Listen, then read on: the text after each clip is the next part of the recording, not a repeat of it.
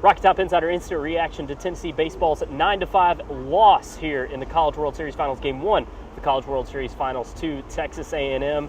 Ryan, not Tennessee's night tonight. Texas A&M takes an early lead, solo homer to kick off the game. It was another rough outing for Chris Stamos. A.J. Kazi wasn't his best. Just felt like Texas A&M outplayed Tennessee in pretty much every facet tonight. Yeah, it did, and like you said, kind of from the jump. And Gavin Grohavik, is that how you pronounce his name?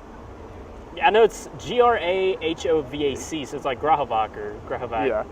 Well, and I thought it was funny, Tony Vitello mentioned that he kind of torched Tennessee in the SEC tournament game they played, and 0-2 pitch really wasn't a bad pitch on the outside edge of the plate, and he deposited it into the right field bleachers. So, yeah, from there, just not a good night. And it felt like a lot of the similar vibes of the Florida State game last Friday night. We're Sure. good. We're out of the sprinklers range. A lot of similar vibes, at least from Tennessee's defense and pitching. Short outing for A.J. Kazi.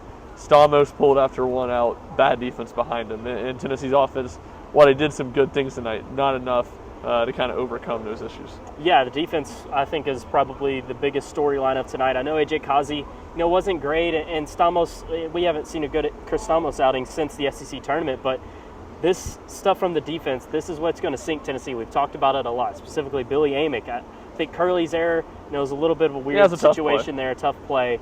Maurice Chapman had a bad night in right field. That, really puts an emphasis on Hunter Inslee having to DH and not having that, defensive advantage in the outfield with Tiers and Inslee. But Billy Amick at third base, it's just, I feel like it's happening too much. Yeah, no, I couldn't disagree with you there. Him making a routine play kind of feels like a web gem at this point. And that was kind of the same place today. A pretty routine play. He fields it cleanly, but plenty of time to make the throw, and it throws just way offline. So, yeah, that one hurts. Chapman, the one error, not throwing it home on a ball that there would have been a play at the plate. He was not good. And you mentioned Inslee. I'm going to try to pull up generally what Tony Vitello said tonight. Try not to misquote, most paraphrase him, but said there's a chance Hunter Inslee could play in center field tomorrow. It was close. This isn't all consecutive, he says. It wasn't too comfortable with him pushing it tonight. It was a difficult decision. Probably one of 17 or 18 decisions I've made wrong tonight, or something to that extent. Right. So it made it sound like Tony Vitello was regretting not playing Hunter Inslee. And if he was regretting not playing Hunter Inslee in center field tonight, I can only imagine he's probably going to be out there tomorrow. So maybe that's an oversimplification, but that's the vibe I got from hearing Vitello talk about it.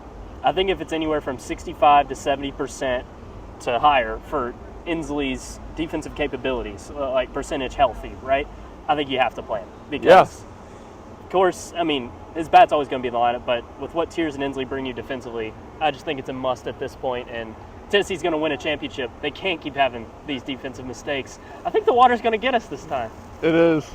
Oh! All right. Now let's just keep rolling.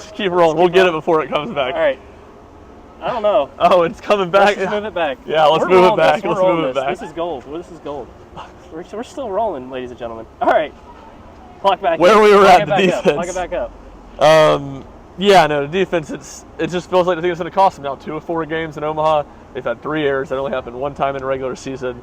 It just continues to be costly. And on the Inslee point, I think we probably see Bargo in right field, even if Inslee doesn't go tomorrow, instead of Chapman. But even Bargo, it didn't. He makes a nice catch, but the nice catch comes after a bad angle that he took out. He just doesn't look overly fluid and comfortable. So, I think it matters a lot if they could get Inslee back to center field. I think it's important to realize that Tennessee was far from its best defensively, shot themselves in the foot a lot, but they were still within striking distance there at the very end, even had some life in the bottom of the 9th.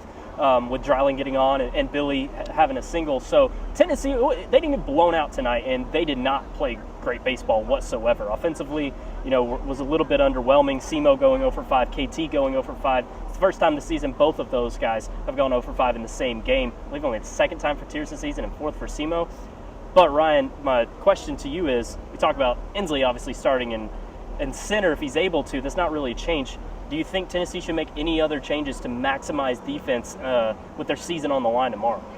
Yeah, I guess if you would go with Inslee in center field, you could go Billy. Billy as the DH and Bargo at third. I guess that would be the move that they would make. And I mean, it's like you said, it feels like it's happening too much with Billy Amick. So, I wouldn't think that's, dumb by any means. I don't think they will do it.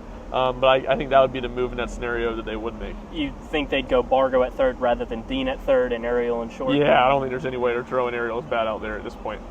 That's fair. Yeah, and then one on the hitting. Okay, good.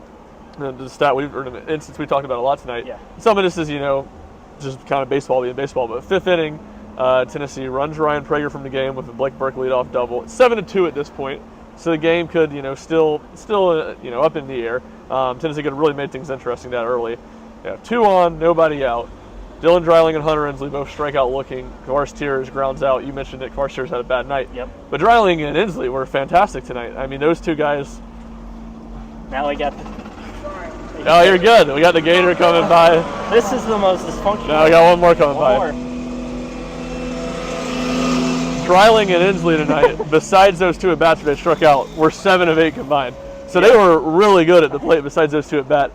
You get one of those hits, they both hit home runs or next at-bats. It feels like that could have flipped the game. So I do think, a lot of strikeouts, but I do think Tennessee also did some good things to wear on Texas A&M's pitching. Yeah, including Aschenbach, I think is his last Aschenbach. name. Their top reliever, the lefty, who was phenomenal tonight, making A&M throw him tonight because got a little too close for comfort there when Tennessee went back-to-back with those homers from Inslee and Dreiling, in reverse order. But having him throw tonight, if A&M had that bullet in the chamber tomorrow, that would be bad news for Tennessee. 46 pitches tonight, the likelihood of him throwing tomorrow isn't 0, but it's less likely. Yeah, it is, and just Tennessee's will have seen him more, and his arm's going to be a little bit more worn the rest of the weekend. And so, I think that really matters. And Tony Vitello talks about all the time, where every inning and everything in baseball, it stacks on each other and it matters. And that's the perfect example of it. Those 2 home runs don't end up doing anything tonight, but it's what made them make the move to Aschenbach. And I think 46 pitches is what he ended up throwing, high 40s. So that could end up mattering. Prager, he only threw a little over 80. I think it was 80. 80 on the dot.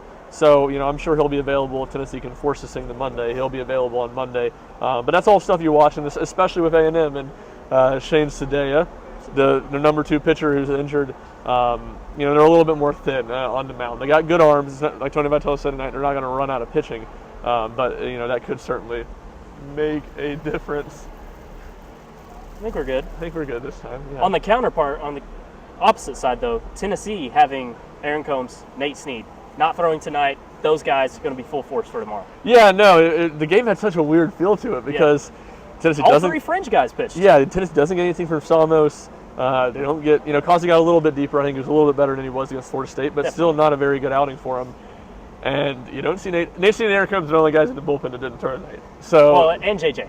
And JJ didn't come in. He was warming up, got hot, didn't come in. Yeah, you're right. That's a good catch. But like you said, Andrew Binke, Dylan Loy, who pitched really well, Marcus Phillips, who got Tennessee out of a big spot. They all pitched tonight, and that had a weird feel. So Tennessee should have its best, options left to throw out of the bullpen. And I think, maybe in that standpoint, Tony talks about a lot of mistakes he made tonight. I think in that standpoint, Tennessee at least sets himself up decently for the rest of at least for tomorrow, maybe for Monday. You like Tennessee to I like force Tennessee. a Monday game tomorrow? Yeah, no, I like Tennessee to force a Monday game. I like Tennessee to win in 3, to be honest. I mean, that's what I ended up picking.